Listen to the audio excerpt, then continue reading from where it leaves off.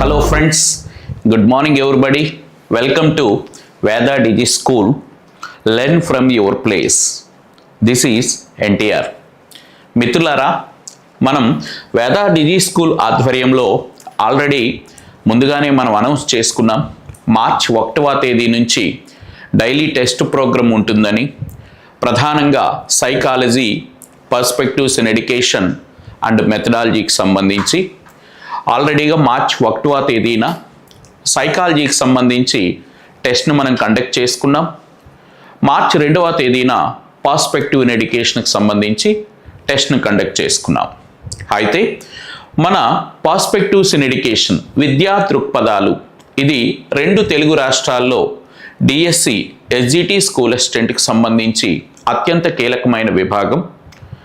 ఈ విద్యా దృక్పథాల్లో మనకి ప్రధానంగా 5 యూనిట్స్ ఉన్నాయని, ప్రతి యూనిట్ నుంచి కూడా 2 టెస్టులని ఫ్రేమ్వర్క్ చేయటం జరిగింది. ప్రతి టెస్ట్లో 50 నుంచి 60 బిట్లను ఇవ్వటం జరుగుతుంది. అంటే ఒక యూనిట్లో 100 నుంచి 120 బిట్లను పరీక్షించటం జరుగుతుంది. మరి అంతే మాత్రం కాకుండా ప్రతి ప్రశ్నకు ఇచ్చే 4 ఆప్షన్స్తో సహా విస్తృతమైన ఎక్స్ప్లెనేషన్ అనేది ఉంటుంది. ఇది ముందుగానే మనం చర్చించడం జరిగింది మిత్రులారా. మరి అందులో భాగంగా యూనిట్ నెంబర్ 1 భారతదేశం విద్యా చరిత్ర, పర్స్పెక్టివ్ ఇన్ ఎడ్యుకేషన్లో విద్యా దృక్పథాల్లో మొదటి యూనిట్ భారతదేశం విద్యా చరిత్రలో టెస్ట్ నెంబర్ 1 గురించి ఈరోజు మనం ఎక్స్ప్లెనేషన్ చేయబోతున్నాం అన్నమాట. సో ఇందులో ఒకసారి మనం గమనిస్తే క్వశ్చన్ నెంబర్ 1 మిత్రులారా, ప్రాక్ పశ్చిమ వివాదం దేని కొరకు జరిగింది? ప్రాక్ పశ్చిమ వివాదం దేని కొరకు జరిగింది? క్రింది వానిలో ఏది సరైన వాక్యం అనేది అడిగారు. కొంచెం క్వశ్చన్ క్లియర్గా మనం గమనించాలి. ప్రాక్ పశ్చిమ వివాదం దేని కొరకు జరిగింది? క్రింది వానిలో ఏది సరైనది? ఆప్షన్ నెంబర్ 1 ₹1,00,000 నిధి ఖర్చు చేయడం గురించి. ఆప్షన్ నెంబర్ 2 భారతీయ విద్యాభివృద్ధి గురించి. సి ఆంగ్ల విద్యా ప్రవేశం గురించి. డి చార్లెస్ గ్రాంట్ యొక్క రిపోర్ట్కి సంబంధించి. ఇక్కడ అంతే మాత్రం కాకుండా క్రింద కూడా ఆప్షన్స్ ఇవ్వటం జరిగింది. 1 ఏ మాత్రమే, బి ఏబీలు మాత్రమే, ఆప్షన్ నెంబర్ సి బీసీలు మాత్రమే, ఆప్షన్ నెంబర్ డి ఏడీలు మాత్రమే. ఒకసారి మీరు గమనిస్తే మిత్రులారా, ప్రాక్ పశ్చిమ వివాదం అనేది దేనికి సంబంధించిందంటే వేద విద్యకు సంబంధించదు, మధ్యయుగంలో ఉండే ఇస్లామిక్ విద్యకు సంబంధించదు.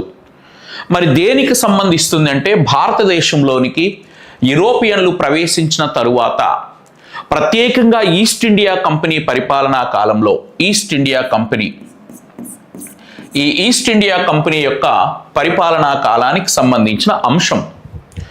సో ఇక్కడ దీనికి సరైన సమాధానం ఏంటంటే ఏ, కేవలం ఏ మాత్రమే సరైనది. ఓకేనా? ప్రాక్ పశ్చిమ వివాదం దేనికి సంబంధించినది అంటే ఏ మాత్రమే, అంటే ₹1,00,000 నిధి ఖర్చు చేయడం గురించి. ₹1,00,000 నిధి ఖర్చు చేయటానికి సంబంధించిన ఒక రకమైన వివాదం, ఒక కాంట్రవర్షియల్ పాయింట్ ఏది అంటే ప్రాక్ పశ్చిమ వివాదం అన్నమాట. దీనిని ఓరియంటల్ యాక్సిడెంటల్ కాంట్రవర్సీ అని కూడా అంటారు. Oriental accidental controversy. సో మిత్రులారా, విభిన్న రకాలుగా విభిన్న పుస్తకాల్లో రాసి మిమ్మల్ని కన్ఫ్యూజ్ చేయటం జరిగింది. ప్రధానంగా ఇక్కడ 2 రకాల వివాదాలు ఉంటాయి. ప్రాక్ పశ్చిమ వివాదం అని ఒకటి, ఆంగ్లిస్టు క్లాసిస్టు వివాదం అని ఒకటి. 2 రకాల వివాదాలు ఉంటాయి. మీరు ఒకసారి గమనిస్తే 1813 చార్టర్ చట్టం ప్రకారం 1813 చార్టర్ చట్టం ప్రకారం ఈస్ట్ ఇండియా కంపెనీ ప్రభుత్వం ₹1,00,000 నిధిని మనకి కేటాయించడం జరిగింది మిత్రులారా. 1813 చార్టర్ చట్టం ప్రకారం ఈస్ట్ ఇండియా ప్రభుత్వం భారతదేశంలో విద్యాభివృద్ధికి ₹1,00,000 నిధిని కేటాయించడం జరిగింది. ఈ ₹1,00,000 నిధిని కేటాయించడం అయితే జరిగింది, కానీ దీనిని ఏ విద్యపై ఖర్చు చేయాలి అనే స్పష్టత ఇవ్వలేదు. అదేవిధంగా ఏ భాషల్ని అభివృద్ధి చేయించాలి అనే దాని మీద కూడా ఒక స్పష్టత ఇవ్వలేదు. మన దేశంలో ఆంగ్ల విద్య మీద ఖర్చు పెట్టాలా, లేదంటే మన దేశంలో ఉండే దేశీయ విద్యపై ఖర్చు పెట్టాలా అనే దాని మీద ఏ రకమైన స్పష్టత ఇవ్వలేదు కాబట్టే ఈ ₹1,00,000 నిధిని దేనిపై ఖర్చు చేయాలి అనే సందర్భంలో ఒక రకమైన వాదన తలెత్తింది, ఒక రకమైన గొడవ తలెత్తింది. ఆ గొడవని ఏమంటారంటే ఫ్రాక్ పశ్చిమ వివాదము అంటారు. ఏమంటారు? ఫ్రాక్ పశ్చిమ వివాదము. అంటే ఈ ₹1,00,000 నిధిని భారతీయ భాషలపై ఖర్చు చేయాలా, లేదంటే ఆంగ్లేయ భాషలపై ఖర్చు చేయాలా అనే ఒక రకమైన వివాదం తలెత్తడం జరిగింది. కాబట్టి దీనిని మనం ఫ్రాక్ పశ్చిమ వివాదం అంటాం. కొంతమంది భారతీయ భాషల మీద ఖర్చు చేయాలని, మరికొంతమంది ఆంగ్లేయ భాషలు లేదంటే ఫ్రాక్ భాషల మీద ఖర్చు చేయాలి అని చెప్పి ఎవరి వాదన వాళ్ళు వినిపించడం జరిగిందనమాట. సో కాబట్టి ఆప్షన్ నెంబర్ ఏ అనేది సరైనది. గమనించాలి మిత్రులారా. చార్లెస్ గ్రాంట్ రిపోర్ట్ అనేది కాదు. ఎందుకంటే ఒక్కసారి ఈ రిపోర్ట్ గురించి మాట్లాడితే 1773వ సంవత్సరంలో 1773లో చార్లెస్ గ్రాంట్ ఈస్ట్ ఇండియా కంపెనీలో ఉద్యోగం చేయడానికి మన దేశానికి వచ్చారు. ఈస్ట్ ఇండియా కంపెనీలో ఉద్యోగిగా పనిచేస్తూనే చార్లెస్ గ్రాంట్ భారతదేశం యావత్ అంతటా కూడా తిరగటం జరిగింది. అసలు ఈ దేశంలో విద్యా విధానం ఎలా ఉన్నది, ఈ దేశంలో స్కూల్ సిస్టమ్ ఎలా ఉన్నది, పాఠశాలలు ఎలా పనిచేస్తున్నాయి అనే అంశాన్ని తెలుసుకోవటం కోసం ఎంటైర్ ఇండియా అంతటా కూడా చార్లెస్ గ్రాంట్ విజిట్ చేయటం జరిగిందండి. యాక్చువల్గా ఆయన రావటం అయితే ఈస్ట్ ఇండియా కంపెనీలో ఒక ఎంప్లాయీగా మాత్రమే వచ్చాడు 1773లో. వచ్చిన తర్వాత ఎంటైర్ ఇండియా అంతటా కూడా ఆయన సందర్శించి 1792వ సంవత్సరంలో 1792లో ఒక రిపోర్ట్ ఇచ్చాడు. ఆ రిపోర్ట్ పేరు ఏం పేరంటే అబ్జర్వేషన్స్. సో అబ్జర్వేషన్స్ అనే పేరుతో చార్లెస్ గ్రాంట్ తన నివేదికని ఎవరికి ఇచ్చారు అంటే తన స్నేహితుడు ఒక ఆయన ఉంటాడు. ఆయన పేరే విల్బర్ ఫోర్స్. ఆయన పేరేం పేరు? Wilber force. చార్లెస్ గ్రాంట్కి మంచి మిత్రుడు విల్బర్ ఫోర్స్. ఈ విల్బర్ ఫోర్స్ అనేవాడు ఇంగ్లాండ్ పార్లమెంట్లో పార్లమెంటేరియన్గా ఉంటాడు, ఒక ఎంపీగా ఉంటాడు. So Charles grants entire India అంతటా కూడా తిరిగి ఇండియాలో ఉండే పరిస్థితుల్ని అధ్యయనం చేసి విల్బర్ ఫోర్స్కి రిపోర్ట్ ఇచ్చాడనమాట. ఆ రిపోర్ట్లో గ్రాంట్ ఏం చెప్పాడు అంటే భారతదేశంలో ఆంగ్ల విద్యను ప్రవేశపెట్టాలి, కంపల్సరీ.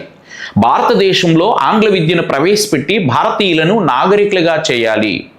భారతీయులను నాగరికులుగా చేయాలి అంటే ఆంగ్ల విద్య కంపల్సరీ అనే ఒక అంశాన్ని చెప్పాడు. రెండవది భారతదేశంలో క్రైస్తవ మతాన్ని వ్యాప్తి చేయాలి. ఓకేనా? సో ఆంగ్ల విద్యను ప్రవేశపెట్టాలని ఒక మాట చెప్పాడు, క్రైస్తవ మతాన్ని వ్యాప్తి చేయాలి అని రెండో మాట చెప్పాడు. ఈ రెండు మాటలు కూడా ప్రధానమైన అంశాలుగా చార్లెస్ గ్రాంట్ అబ్జర్వేషన్స్ అనే రిపోర్ట్లో తన స్నేహితుడు విల్బర్ ఫోర్స్కి ఇవ్వటం జరిగింది. విల్బర్ ఫోర్స్ ఏం చేశాడంటే ఆ రిపోర్ట్ని ఇంగ్లాండ్ పార్లమెంట్లో సబ్మిట్ చేయటం జరిగింది. ఇంగ్లాండ్ పార్లమెంట్లో ప్రవేశపెట్టాడు. దాని మీద ఇంగ్లాండ్ పార్లమెంట్లో అనేక వాదోపవాదనలు జరిగిన తరువాత ఇంగ్లాండ్ పార్లమెంట్లో 1813 చార్టర్ చట్టం ప్రకారం భారతదేశంలో విద్యాభివృద్ధికి ₹1,00,000 నిధిని ప్రవేశపెట్టడం జరిగింది. సో విల్బర్ ఫోర్స్ ఎప్పుడైతే ఇంగ్లాండ్ పార్లమెంట్లో ఆ రిపోర్ట్ను ప్రవేశపెట్టారో ఆ రిపోర్టుపై ఇంగ్లాండ్ పార్లమెంట్లో విస్తృతమైన డిస్కషన్స్ ఎప్పుడైతే జరిగాయో ఆ డిస్కషన్స్ యొక్క ఫలితంగా 1813 చార్టర్ చట్టం ప్రకారము భారతదేశంలో విద్యను అభివృద్ధి చేయటానికి ₹1,00,000 నిధిని కేటాయిస్తున్నాము అని చెప్పి ఈ చట్టం ద్వారా తెలియచేయటం జరిగింది. సరే, ₹1,00,000 ఫండ్ ఇచ్చారు, కానీ ఆ నిధిని దేనిపై ఖర్చు చేయాలి? భారతీయ భాషలపై ఖర్చు చేయాలా, లేదంటే ఆంగ్ల భాషలపై ఖర్చు చేయాలా, లేదా భారతీయ విద్యకు సంబంధించి నిర్ణయాలు తీసుకోవాలా అనే అంశం స్పష్టత లేదనమాట. అలాంటి సందర్భాల్లో కొంతమంది భారతీయ భాషలపై ఖర్చు చేయమని, మరి కొంతమంది ఆంగ్ల భాషలపై ఖర్చు చేయమని ఇలా సమర్థించుకోవటం జరిగిందనమాట. అలా వచ్చిన వివాదాన్ని ప్రాక్ పశ్చిమ వివాదం అంటారు. ఓకేనా?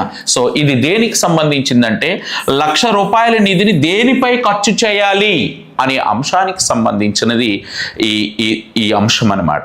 కాబట్టి గమనించాలి, ఇక్కడ రెండు వివాదాలు అన్నాను. ఒకటి ప్రాక్ పశ్చిమ వివాదం. ఇది ఈ 1,00,000 ఫండ్ని ఏ భాషపై ఖర్చు పెట్టాలి, ఏ భాషను బోధించడంపై ఖర్చు పెట్టాలి అనే అంశానికి సంబంధించినది. రెండవది ఇక్కడ ఇంకొక వివాదం వస్తుంది మిత్రులారా, ఆంగ్లిస్టు క్లాసిస్టు వివాదం. ఆంగ్లిస్టు క్లాసిస్టు వివాదం.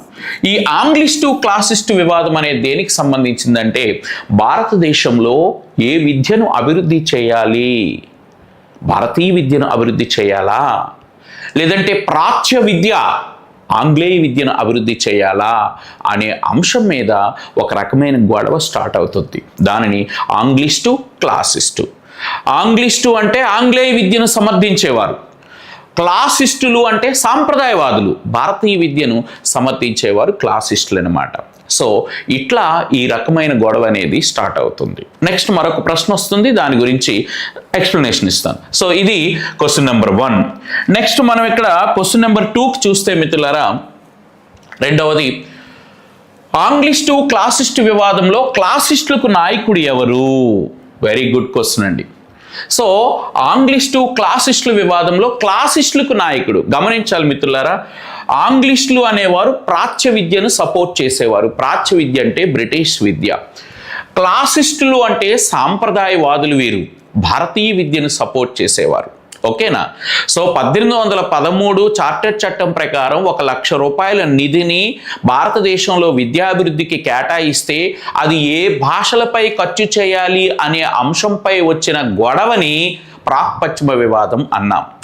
అది ఏ విద్యను అభివృద్ధి చేయటానికి, ఏ విద్యను అభివృద్ధి చేయాలి, మన దేశంలో ఏ విద్యను అభివృద్ధి చేయాలి, భారతీయ విద్యనా లేదంటే ఆంగ్ల విద్యనా, ఏ విద్యను అభివృద్ధి చేయాలి, ఏ విద్యను ప్రవేశపెట్టాలి, ఇండియాలో ప్రవేశపెట్టి ఏ విద్యను అభివృద్ధి చేయాలి అనే అంశంపై వచ్చిన వివాదాన్ని ఏమంటామంటే ఆంగ్లిస్టు వివాదము అంటాం. ఆంగ్లిస్టు క్లాసిస్టు వివాదం. ఈ ఆంగ్లిస్టు క్లాసిస్టు వివాదంలో ఆంగ్లిస్టులు ఏమంటారు అంటే పాశ్చ్య విద్య అంటే ఇంగ్లీష్ విద్యని ఈ దేశంలో ఇంట్రడ్యూస్ చేయాలి అంటారు ఆంగ్లిస్టులు. అట్లాంటి వారిలో ప్రధానమైన వ్యక్తులు Raja Rammohan Roy, Lord Macaulay, Charles Grant. చూసారా? Charles Grant, Lord Macaulay, Raja Rammohan Roy, ఇట్లాంటి వారు ఏమంటారు అంటే మరి ఆంగ్లిస్ట్ని, వీళ్ళందరినీ ఆంగ్లిస్టులు అంటారు. పాశ్చ్య విద్యను ఇండియాలో ప్రవేశపెట్టండి, ఆంగ్లేయ విద్యను మన దేశంలో ప్రవేశపెట్టాలి అని చెప్పి వీళ్ళు అంటారు. మరి క్లాసిస్టులు, వీరు సాంప్రదాయవాదులు. క్లాసిస్టులు ఏమంటారు అంటే ముందు భారతదేశంలో విద్యను డెవలప్ చేయాలి, దేశీయ విద్యను డెవలప్ చేయాలి, దేశీయ విద్యను ప్రవేశపెట్టి దానినే డెవలప్ చేయాలి అని చెప్పి క్లాసిస్టులు కోరుకుంటారండి. అట్లాంటి వారిలో కొంతమంది ఆంగ్లేయవాదులే మన దేశ విద్య మీద అభిమానం కలిగి ఉంటారనమాట. అట్లాంటి వ్యక్తుల్లో ప్రధానమైన వాడు జాన్ టైట్లర్. ఎవరండి? John Tytler. కాబట్టి ఆంగ్లిస్టు క్లాసిస్టు వివాదంలో క్లాసిస్టులకు నాయకుడు ఎవరంటే జాన్ టైట్లర్.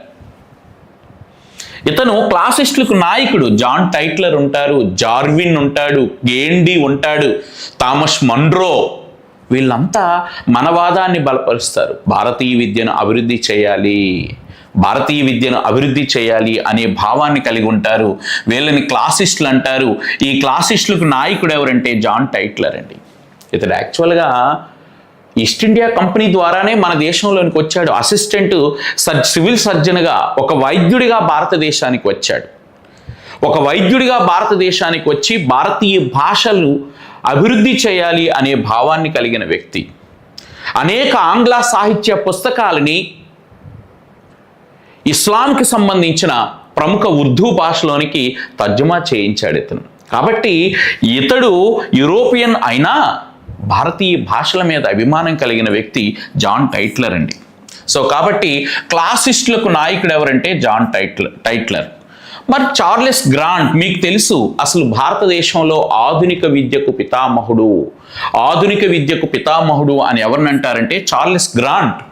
చార్లెస్ గ్రాంట్ ఈ దేశం అంతటా కూడా పర్యటించి యాక్చువల్గా 1773లో ఈస్ట్ ఇండియా కంపెనీలో ఉద్యోగిగా వచ్చాడు.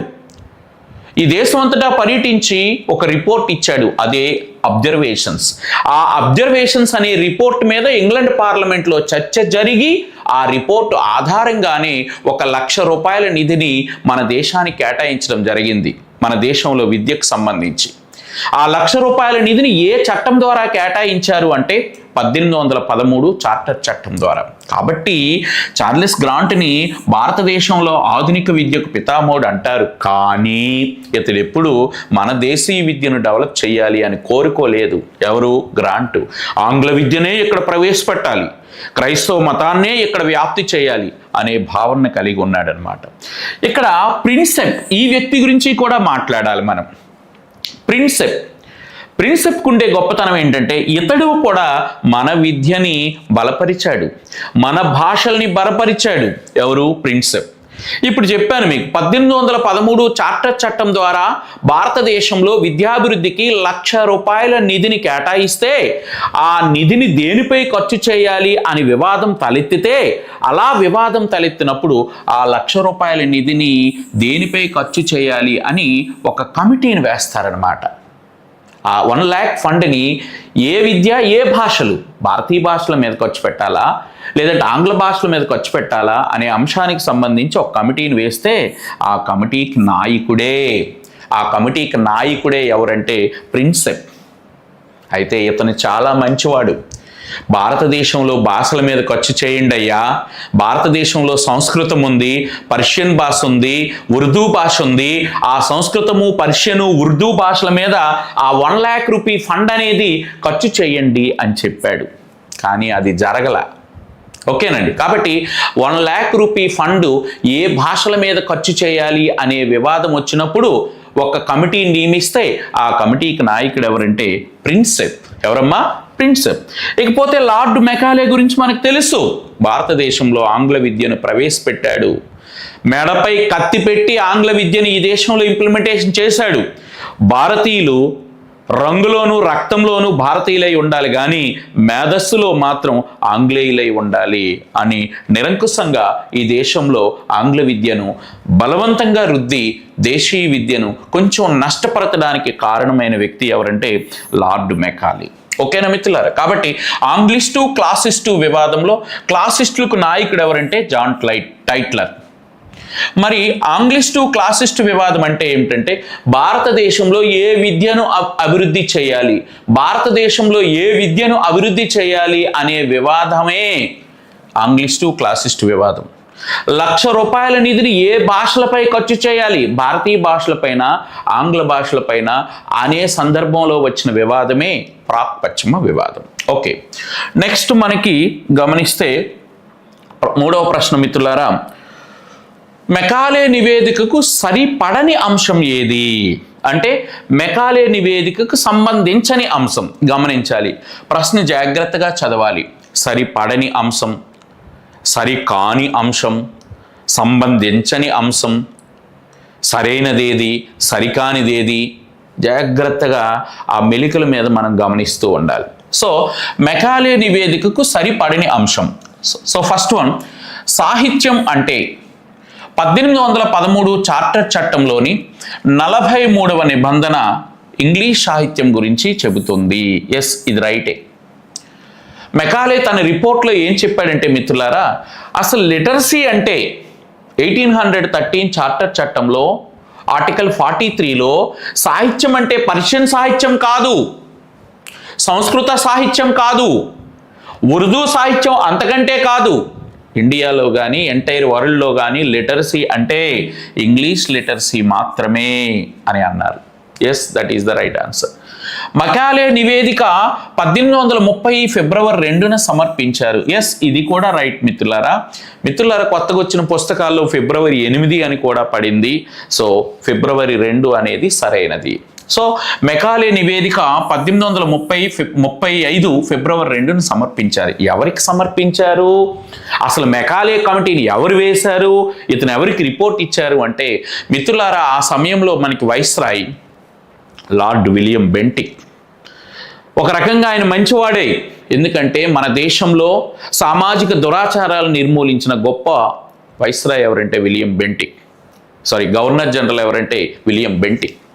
ఎందుకంటే ఆయన అనేక సోషల్ ఎవిల్స్ ఏవైతే ఉన్నాయో వాటిని రిమూవ్ చేశాడు. ముఖ్యంగా సతీ సహగమన నిషేధం. 1829వ సంవత్సరంలో సతీ సహగమన నిషేధ చట్టాన్ని తీసుకువచ్చి రాజా రామ్మోహన్ రాయ్ యొక్క కృషితో ఈ దేశంలో సతీ సహగమనాన్ని తగ్గించిన గొప్ప వ్యక్తి William Bentinck. So William Bentinck వైస్రాయ్గా గవర్నర్ జనరల్గా ఉండే సమయంలో అతనికి సలహాలు ఇవ్వటం కోసం అనేక కమిటీలు ఉండేవి. అట్లాంటి కమిటీస్లో లీగల్ అడ్వైజరీ కమిటీ అనేది ఉండేది. ఆ లీగల్ అడ్వైజరీ కమిటీకి నాయకుడే మెకాలే. లార్డ్ విలియం బెంటిక్ యొక్క లీగల్ అడ్వైజరీ, న్యాయ విషయాల పట్ల సలహాలు ఇచ్చే కమిటీలో నాయకుడు మెకాలే. ఈ మెకాలేని ఈ దేశంలో ఆంగ్ల విద్య ప్రవేశపెట్టాలా వద్దా అనే అంశం మీద మెకాలే నాయకత్వంలో కమిటీ వేస్తే ఈ కమిటీ 1835 ఫిబ్రవరి 2న తన రిపోర్ట్ ఇచ్చారు. యాక్చువల్గా మెకాలే 1834వ సంవత్సరంలోనే మెకాలే కమిటీ వేయటం జరిగింది. ఇండియాలో అసలు ఇంగ్లీష్ ఎడ్యుకేషన్ ఉండాలా వద్దా, ప్రవేశపెట్టకూడదా అనేది పరిశీలించండి అని చెప్పి లార్డ్ విలియం బెంటిక్ 1834వ సంవత్సరంలో లార్డ్ మెకాలే కమిటీని వేస్తే ఈ కమిటీ 1835 ఫిబ్రవరి 2న రిపోర్ట్ ఇవ్వటం జరిగింది విలియం బెంటిక్కి.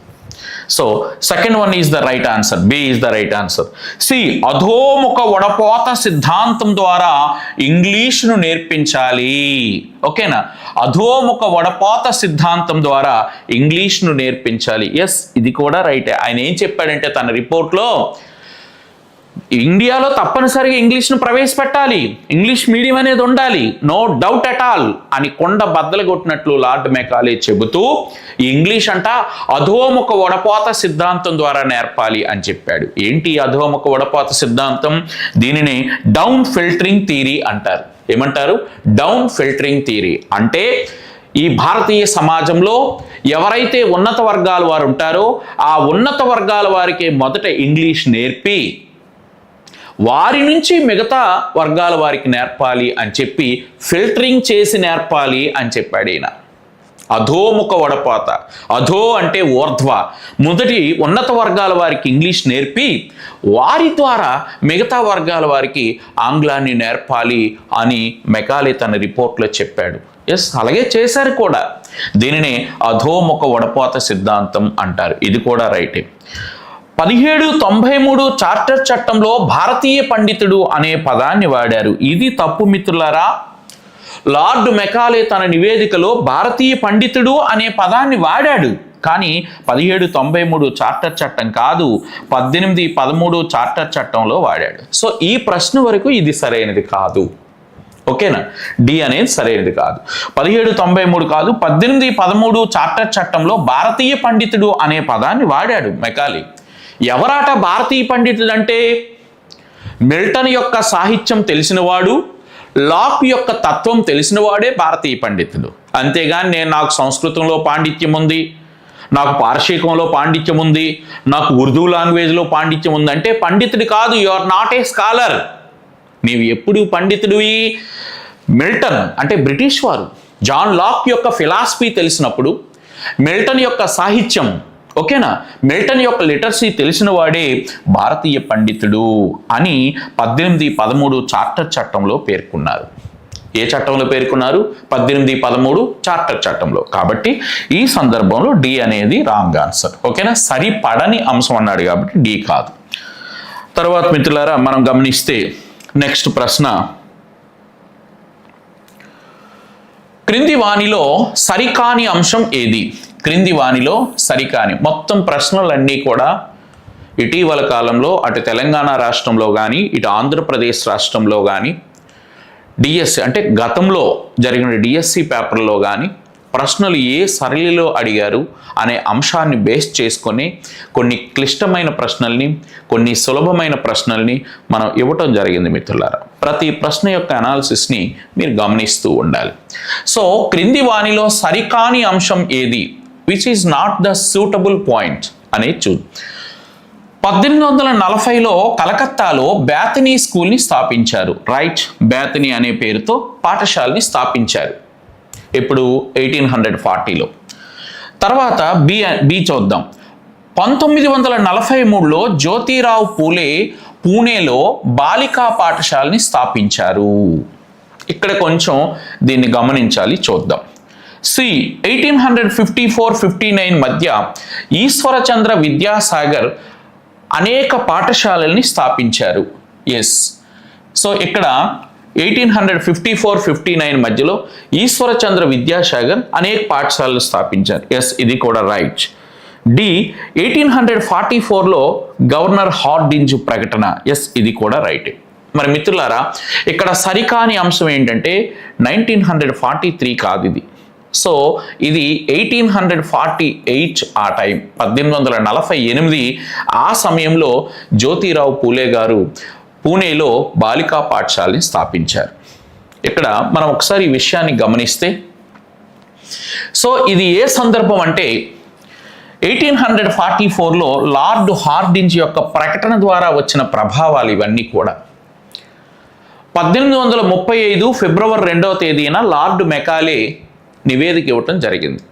ఆ నివేదికలో అతను ఏం చెప్పారు అంటే, భారతదేశంలో ఆంగ్ల విద్యను ప్రవేశపెట్టాలి, ఇంగ్లీష్ మీడియంలో టీచింగ్ స్టార్ట్ చేయాలి, ఇంగ్లీష్ మీడియం స్కూల్స్ని ప్రవేశపెట్టాలి అని చెప్పారు. సో ఆ రిపోర్ట్ను బేస్ చేసుకొని మన దేశంలో క్రమేణా ఆంగ్ల విద్యా పాఠశాలల్ని స్థాపిస్తున్నారు. ఇంగ్లీష్ మీడియంలో టీచింగ్ అనేది కొనసాగుతుంది అధికారికంగా. ఒకవైపు దేశీయ పాఠశాలలు నడుస్తున్నాయి, అంటే సాంస్క్రిట్ స్కూల్స్ ఉన్నాయి, ఉర్దూ స్కూల్స్ ఉన్నాయి, ఇట్లా ఇవి ఉన్నాయి. ఇవి ఉంటుండగానే మరొక వైపు ఇంగ్లీష్ మీడియం స్కూల్స్ మొదలవుతున్నాయి. ఈ ఇంగ్లీష్ మీడియం స్కూల్స్లో ఉన్నత వర్గాల వారికే అధోముఖ ఓడపాత సిద్ధాంతం ద్వారా ప్రవేశం ఉంది, వాళ్ళకి నేర్పుతున్నారనమాట. ఇలా జరుగుతున్న సందర్భంలో జరిగిన విషయం ఏంటి మిత్రులారా, 1844వ సంవత్సరంలో అప్పటి గవర్నర్ లార్డ్ హార్డింజ్, ఎవరండి? లార్డ్ హార్డింజ్ వన్ అనే గవర్నరు ఒక స్టేట్మెంట్ రిలీజ్ చేస్తారు. భారతదేశంలో ఆంగ్లం తెలిసిన వారికే, ఆంగ్లం మాట్లాడిన వారికే ఈస్ట్ ఇండియా కంపెనీలో మేము ఉద్యోగం ఇస్తున్నాము అని ఒక ప్రకటన చేస్తారు ఈయన. సో ఎప్పుడైతే ఈయన ఆంగ్లం నేర్చుకున్న వారికే, ఆంగ్లం తెలిసిన వారికే, ఇంగ్లీష్లో మాట్లాడిన వారికే ఉద్యోగాలు ఇస్తామని గవర్నర్ లార్డ్ హార్డింజ్ ప్రకటన చేశాడు, ఒక్కసారి ఇండియాలో ఇంగ్లీష్ మీడియంకి ప్రయారిటీ పెరిగిపోయింది, ఇంగ్లీష్ మీడియం స్కూల్స్కి ప్రయారిటీ పెరిగిపోయింది. దానితో దేశీయ పాఠశాలలు క్రమేణా మూతపడిపోయే పరిస్థితి ఉందన్నమాట. అప్పటికే చాలా దేశీయ పాఠశాలలు మన దేశీయ భాషల్లో విద్య చెప్పే పాఠశాలలు అప్పటికే దాదాపుగా ఒకటొకటి అయిపోవడం జరిగింది. ఎప్పుడైతే హార్డింజ్ స్టేట్మెంట్ ఇవ్వడంతో ఎంటైర్ ఇండియాలో దేశీయ విద్యా వ్యవస్థ పతనావస్థకు వెళ్ళిపోయిందనమాట. ఇలాంటి సందర్భంలో మన దేశీయ విద్యను, భారతీయ విద్యను నిలబెట్టడానికి, పునఃస్థాపించడానికి అనేక మంది సంఘ సంస్కర్తలు అనేక చర్యలు చేయటం జరిగింది. అలాంటి వాటిలోనే 1854 నుంచి 59 వరకు ఈశ్వరచంద్ర విద్యాసాగర్ కలకత్తా పరిసర ప్రాంతాల్లో దాదాపు 100 పాఠశాలలు స్థాపించారంట. అలాగే 1848వ సంవత్సరంలో మహారాష్ట్రలో పూణే ప్రాంతంలో జ్యోతిరావు పూలే మరి పేద అనాథ బాలికలందరినీ కూడా చేరతీసి వసతితో కూడిన పాఠశాలల్ని నెలకొల్పడం జరిగింది. ఆ పాఠశాలలో స్వయాన సావిత్రిబాయి పూలే గారు అందులో టీచర్గా కూడా పనిచేయటం జరిగింది. జ్యోతిరావు పూలే మేడంకి, సావిత్రిబాయి గారికి అలా విషయాలు నేర్పుతూ ఉంటే ఆమె నేర్చుకుని పిల్లలకి నేర్పేదనమాట. ఇదంతా కూడా దేశీయ విద్యను నిలబెట్టే విధానంలో భాగంగా ఆంగ్ల విద్య మోజు నుంచి బయటికి తీసుకురావడానికి, భారతీయ విద్యను నిలబెట్టడానికి ఈ పాఠశాలలన్నీ కూడా. ఇదే సందర్భంలో 1840లో కలకత్తాలో బేతనీ పాఠశాలను స్థాపించడం జరిగింది. ఇక్కడ కూడా లోకల్ లాంగ్వేజెస్లో విద్యా కార్యక్రమాలు కొనసాగటం జరిగింది అనమాట. సో ఇవి మనకి 1840 కలకత్తాలో బేతనీ స్కూల్ స్థాపించడం, right. So 1854 to 59 Ishwar Chandra Vidyasagar దాదాపు 100 పాఠశాలలు స్థాపించడం, రైట్. 1844లో మరి హార్డింజ్ యొక్క ప్రకటన, దీనితో మరింతగా భారతీయ విద్య కనుమరుగైన పరిస్థితి ఏర్పడిందనమాట. సో ఇక్కడ 1943 అని ఇచ్చారు, ఇది రాంగ్ స్టేట్మెంట్. 1848లో జ్యోతిరావు పూలే పూణేలో పాఠశాల స్థాపించారు. సో ఈ ప్రశ్న వరకు ఇది రాంగ్ స్టేట్మెంట్. సో మనం తర్వాత ప్రశ్నకు ఒకసారి మనం వెళ్దాం.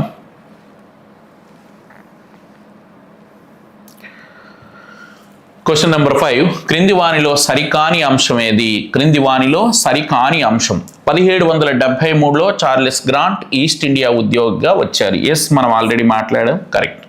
1792లో అబ్జర్వేషన్స్ అనే పేరుతో నివేదిక సమర్పించారు. ఎస్, ఇది కూడా రైటే, మనం ఇది కూడా గమనించాం. పూణేలో సంస్కృత కళాశాలను స్థాపించిన వారు జార్విన్. Yes, it is the wrong answer. బెంగాల్లో స్వదేశీ విద్యా సంస్థలు ఉన్నాయి అని చెప్పిన నివేదిక ఆడమ్స్ నివేదిక. ఎస్, ఇది కూడా రైట్. మిత్రులారా, సరికాని అంశం అన్నారు. సరికానిది అంటే పూణేలో సంస్కృత కళాశాల స్థాపించిన వారు జార్విన్ కాదు. పూణేలో సాంస్క్రిట్ స్కూల్ని కానీ కాలేజీని కానీ స్థాపించిన వారు ఎవరంటే కెప్టెన్ కేండి అనే ఆంగ్లేయ ఉద్యోగి. ఈయన యాక్చువల్గా బ్రిటిష్ వాడే కెప్టెన్ కేండి, కానీ మన భారతీయ విద్యపై అభిమానము మక్కువ కలిగిన వ్యక్తి, మన భారతీయ విద్యను అభివృద్ధి చేయాలనే దృక్పథాన్ని కలిగిన వ్యక్తి ఎవరంటే కెప్టెన్ కేండి. ఇతడు మహారాష్ట్రలోని పూణేలో ఒక సాంస్క్రిట్ స్కూల్ని మొదట స్థాపించాడు. ఆ స్కూల్ అనేది క్రమేణా కళాశాలగా మారిందనమాట. ఓకేనా? జార్విన్ కూడా మంచివాడే. జార్విన్ కూడా మన దేశంలో దేశీయ విద్యను డెవలప్ చేయడానికి నడుం బిగించిన వ్యక్తి జార్విన్. ఇతడు కూడా ఆంగ్లేయుడే. జార్విన్ అనేవాడు ఏం చేశాడు అంటే మహారాష్ట్రలో ఇంజనీరింగ్ క్లాసెస్ ఏవైతే ఉంటాయో ఆ ఇంజనీరింగ్ క్లాసెస్ అనేవి ఇంగ్లీష్ మీడియంలో ఉంటే ఇంగ్లీష్ మీడియంలో ఉండే ఇంజనీరింగ్కి సంబంధించిన పుస్తకాలని మరాఠా కొంకణి భాషలోనికి అనువాదం చేయించాడు ఇతను. స్కూల్ అనే సొసైటీని స్థాపించాడు జార్విన్ స్థాపించిన సొసైటీ పేరు స్కూల్. మహారాష్ట్ర ఏరియాలో ఇంజనీరింగ్ క్లాసెస్ ఇంగ్లీష్ మీడియంలో ఉంటే ఇంజనీరింగ్ పుస్తకాలు ఇంగ్లీష్ మీడియంలో ఉంటే వాటిని మరాఠా కొంకణి భాషల్లోనికి తర్జుమా చేసిన వాడు ఎవరంటే జార్విన్. ఓకేనా మిత్రులారా? సో ఈ రెండు మనకు తెలుసు. ఏది 1773లో చార్లెస్ గ్రాంట్ ఈస్ట్ ఇండియా ఉద్యోగిగా వచ్చారు. 1792లో అబ్జర్వేషన్స్ అనే పేరుతో రిపోర్ట్ ఇచ్చారు. మరి బెంగాల్లో స్వదేశీ విద్యా సంస్థలు ఉన్నాయి అని చెప్పిన రిపోర్ట్ ఏది అంటే ఆడమ్స్ రిపోర్ట్.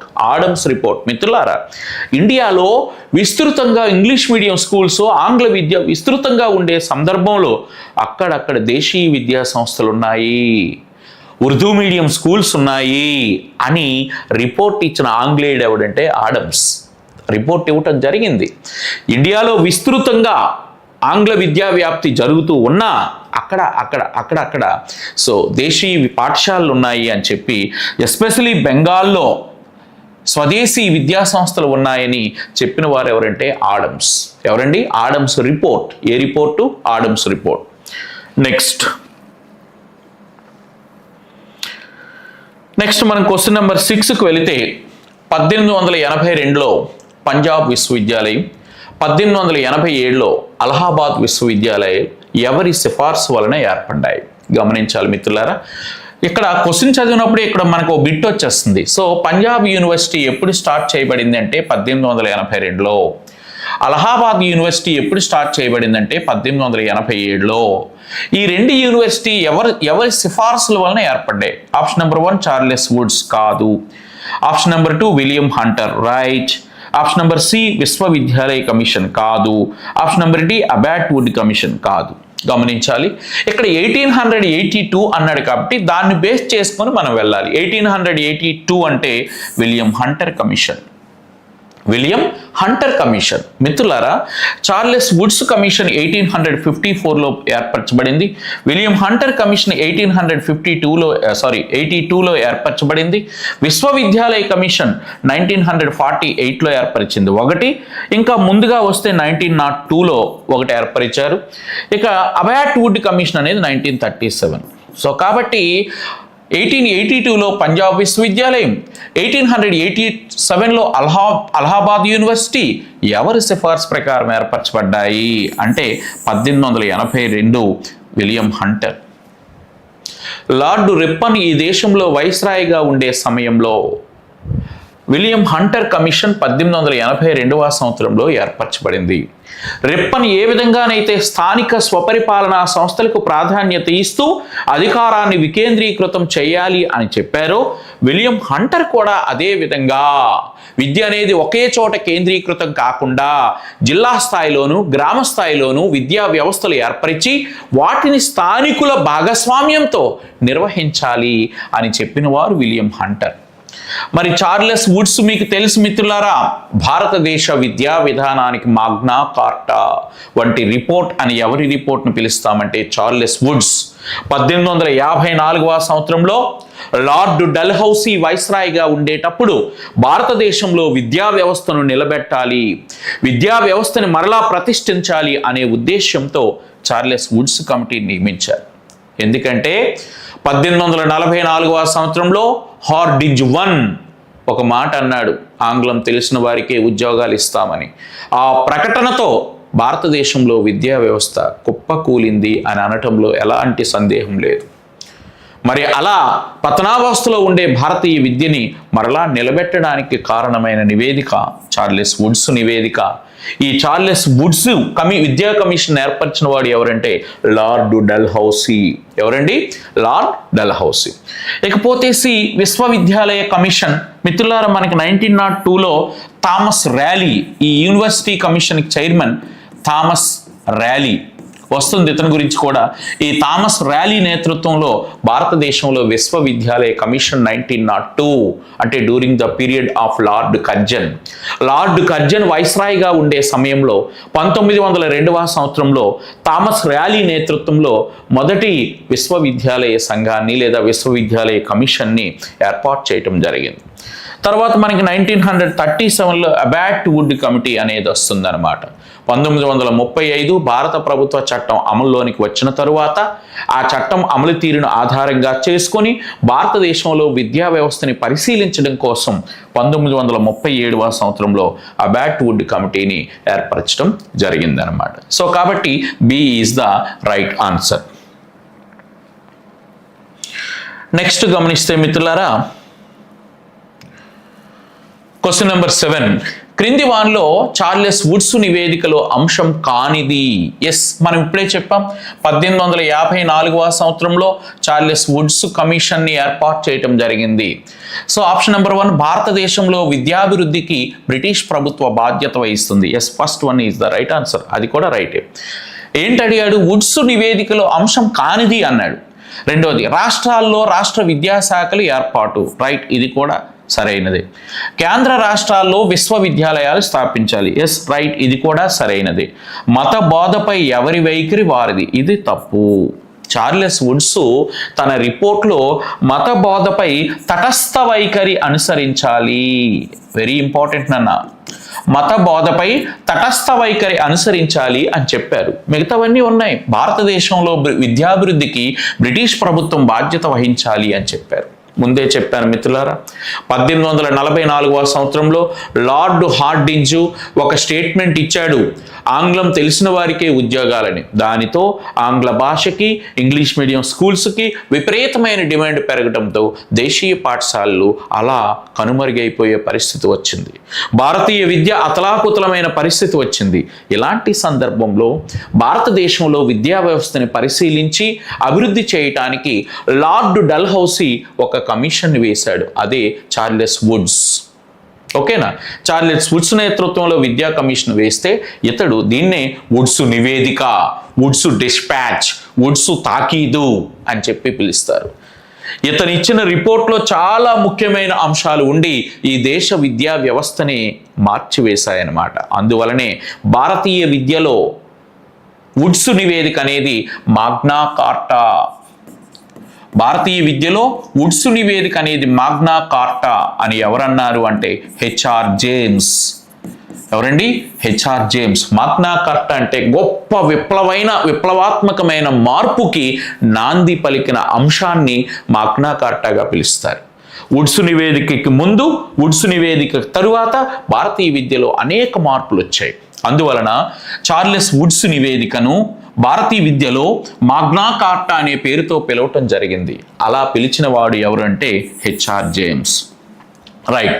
ఈ రిపోర్ట్లో భారతదేశంలో విద్యాభివృద్ధికి బ్రిటిష్ ప్రభుత్వం బాధ్యత వహిస్తుంది. ఎస్, క్లియర్గా చెప్పారు. ఈస్ట్ ఇండియా కంపెనీ అనేది కాదు, క్రమేణా ఈ దేశంలో విద్యను అభివృద్ధి చేయడానికి బ్రిటిష్ ప్రభుత్వమే బాధ్యత తీసుకుంటుంది నేరుగా అని ప్రస్తావించారు. తీసుకోవాలి అని చెప్పారు. రెండవది, రాష్ట్రాల్లో రాష్ట్ర విద్యాశాఖల ఏర్పాటు. ఎస్, ఎడ్యుకేషన్ డిపార్ట్మెంట్ అనేది జాతీయ స్థాయిలో మాత్రమే కాకుండా ఆయా రాష్ట్రాల్లో వికేంద్రీకృతం జరగటానికి ప్రతి రాష్ట్రంలో కూడా రాష్ట్ర విద్యాశాఖలను ఏర్పాటు చేస్తాము, ఎడ్యుకేషన్ డిపార్ట్మెంట్ని ఏర్పాటు చేయాలి అని చెప్పి వుడ్స్ చెప్పారు. మూడోది కేంద్ర రాష్ట్రాల్లో విశ్వవిద్యాలయాలు స్థాపించాలి. ఎస్, ఇది కూడా జరిగింది, ఇది ఇంప్లిమెంటేషన్లోకి వచ్చింది. ఇది కూడా ఇటు రాష్ట్రాల్లో కానీ అటు కేంద్రంలో కానీ యూనివర్సిటీస్ని ఏర్పరచాలి అని చెప్పారు. తర్వాత 1857లో మనకు 3 విశ్వవిద్యాలయాలు స్థాపించారు, కలకత్తాలోను, బొంబాయిలోను, మద్రాసులోను. ఈ రిపోర్ట్ను బేస్ చేసుకుని ఇది కూడా జరిగింది. సో మతబోధపై తటస్థ వైఖరి అనుసరించాలి. ఓకేనా? సో పాఠశాలల్లో మత బోధన అనేది ఎవరికి నచ్చినట్లు వారు కాకుండా ఒక తటస్థ విధానాన్ని అనుసరించండి, ఎటువంటి గొడవలకు రాదు అని చెప్పి తటస్థ వైఖరి అనుసరించాలి అని చెప్పడం జరిగిందనమాట. నెక్స్ట్ మనకి క్వశ్చన్ నెంబర్ 8ను ఒకసారి గమనిస్తే మిత్రులారా, so question number 8, Aligarh Mohammed Anglo oriental కాలేజీని ఎప్పుడు స్థాపించారు? ఇది డైరెక్ట్ లైన్ మిత్రులారా. Aligarh Mohammed Anglo Oriental college first అది మనకి ఉత్తరప్రదేశ్ రాష్ట్రంలో అలీఘర్లో ఫస్ట్ ఒక స్కూల్గా స్టార్ట్ కావటం జరిగిందనమాట. 1872 కాదు, 1973 కాదు, 1874 కాదు, సో 1875. ఇది కూడా 19 పడింది, 18. ఓకేనా? 72 కాదు, 73 కాదు, 74 కాదు, 1875 ఈజ్ ద రైట్ ఆన్సర్. అలీఘర్ మహమ్మద్ ఆంగ్లో ఓరియంటల్ కాలేజీని ఎప్పుడు స్థాపించారంటే 1875వ సంవత్సరంలో ఉత్తరప్రదేశ్లో అలీఘర్లో సర్ సయ్యద్ అహ్మద్ ఖాన్ నేతృత్వంలో ఈ అలీఘర్ మహమ్మద్ ఆంగ్లో ఓరియంటల్ కాలేజీని స్థాపించారు. దీనికి ఇప్పుడు ఎందుకు ప్రస్తావన అంటే, బ్రిటిష్ వారి కాలంలో ఆంగ్ల విద్యకు ప్రయారిటీ ఎక్కువగా ఉండే సమయంలో దేశీయ విద్యా సంస్థలన్నీ కూడా మూతబడిపోయే సందర్భంలో వాయువ్య భాగంలో ఉత్తరాదిలో మహమ్మదీయుల యొక్క కల్చర్ని, మహమ్మదీయుల యొక్క లిపిని, మహమ్మదీయుల యొక్క భాషని కాపాడుకుంటూ అక్కడ ఒక గొప్ప విశ్వవిద్యాలయాన్ని విద్యా సంస్థను ఏర్పాటు చేయటం జరిగింది. మరి అదే అలీఘర్ మహమ్మద్ ఆంగ్లో ఓరియంటల్. ఓకేనా? ఇక్కడ దేశీయ అంశాలతో పాటు ఆంగ్ల విద్యని కూడా ఇక్కడ ప్రవేశపెట్టడం జరిగింది. ఆంగ్ల భాషలో మహమ్మదీయులకు విద్యను బోధించడం జరిగిందనమాట. ఇది ఈ విద్యా సంస్థ యొక్క ప్రయారిటీ. సో ఎప్పుడు స్థాపించారు దీన్ని? 1875లో. దీన్ని ఎవరు స్థాపించారు? సర్ సయ్యద్ అహ్మద్ ఖాన్. సర్ సయ్యద్ అహ్మద్ ఖాన్. ఓకేనా? ముస్లింలలో ఉండే మూఢాచారాలని నిర్మూలించడానికి ప్రయత్నం చేసిన వ్యక్తి ఎవరు అంటే సర్ సయ్యద్ అహ్మద్ ఖాన్. ఓకేనా? నెక్స్ట్ ప్రశ్నకు ఒకసారి గమనిస్తే, హలక్ బందీ అనే పేరుతో విద్యా సంస్థలు ఎక్కడ స్థాపించారు? హలక్ బందీ అనే పేరుతో విద్యా సంస్థలు ఫస్ట్ ఆగ్రాలో స్థాపించారనమాట. Agra is the right answer. Agra తరువాత ఢిల్లీ. చాలామంది కన్ఫ్యూజ్ అయ్యి ఉంటారు ఇక్కడ ఈ ప్రశ్న దగ్గర. సో ఫస్ట్ ఆగ్రాలో స్థాపించడం జరిగింది. ఈ హలక్ బందీ అనే పేరుతో దేశీయ పాఠశాలలు ఇవి. దేశీయ పాఠశాలలు ప్రాంతీయ భాషల్లో విద్యను నేర్పే స్కూల్స్ అనమాట. సో మరి ఈ హలక్ బందీ అనే పేరుతో విద్యా సంస్థల్ని తొలుత ఆగ్రాలోనే ప్రారంభించారు. తరువాత కొంతకాలానికి ఇవి ఢిల్లీ వరకు కూడా విస్తరించడం జరిగిందనమాట. సో ఇట్లాంటి ప్రశ్నలోనే మనం జాగ్రత్తగా ఆలోచన చేయాలి. హలక్ బందీ అనే పేరుతో ఫస్ట్ ఎక్కడ పాఠశాలలు స్థాపించారు అని అడిగాడు కాబట్టి ఆగ్రాలో స్థాపించారు. Agra is the right answer మిత్రులారా. తర్వాత మరి 10వ ప్రశ్న, 10వ ప్రశ్నకు వెళ్తే, చార్లెస్ వుడ్స్ నివేదికలో విద్యని ఎన్ని దశలుగా విభజించారు? దశలు, స్టేజెస్. How many stages? ఓకేనా? చార్లెస్ వుడ్స్ యొక్క నివేదికలో విద్యను ఎన్ని దశలుగా విభజించారు, ఎన్ని స్టేజ్లుగా ఆయన చెప్పాడు అంటే 5 స్టేజ్లుగా చెప్పడం జరిగింది మిత్రులారా. భారతదేశంలో విద్యాభివృద్ధికి బ్రిటిష్ ప్రభుత్వం బాధ్యత వహిస్తుంది. కేంద్రంలోనూ రాష్ట్రంలోనూ విశ్వవిద్యాలయాలను ఏర్పరచాలి అని చెబుతూనే భారతదేశంలో విద్య 5 దశలుగా ఉండాలి అని చార్లెస్ వుడ్స్ తన రిపోర్ట్లో తెలియచేయటం జరిగింది. సో మొదటి దశ ప్రాథమిక విద్య. మొదటి దశ ఏది అంటే ప్రాథమిక విద్య. రెండవ దశ ఏది అంటే మాధ్యమిక విద్య. మాధ్యమిక విద్య. మూడవ దశ ఏది అంటే మాధ్యమికోన్నత విద్య. మాధ్యమికోన్నత విద్య. నాలుగవ దశ ఏది అంటే కళాశాల విద్య. 4వ దశలో కళాశాల విద్య అంటే కాలేజియేట్ ఎడ్యుకేషన్, 5వ దశలో విశ్వవిద్యాలయ విద్య, దీన్నే ఉన్నత విద్య అని కూడా పిలవచ్చు. ఓకేనా మిత్రులారా? సో భారతదేశంలో విద్య అనేది 5 దశలుగా ఉండాలి అని చార్లెస్ వుడ్స్ రిపోర్ట్లో తెలియచేయటం జరిగింది. Stage 1 primary education, stage 2 secondary education, stage 3 higher secondary education, stage 4 collegiate education, stage 5 విశ్వవిద్యాలయ విద్య, యూనివర్సిటీ ఎడ్యుకేషన్. ఇలా మనకి చార్లెస్ వుడ్స్ తన రిపోర్ట్లో విద్యలో 5 దశలు ఉండాలి అని చెప్పి వివరించడం అనేది జరిగిందనమాట.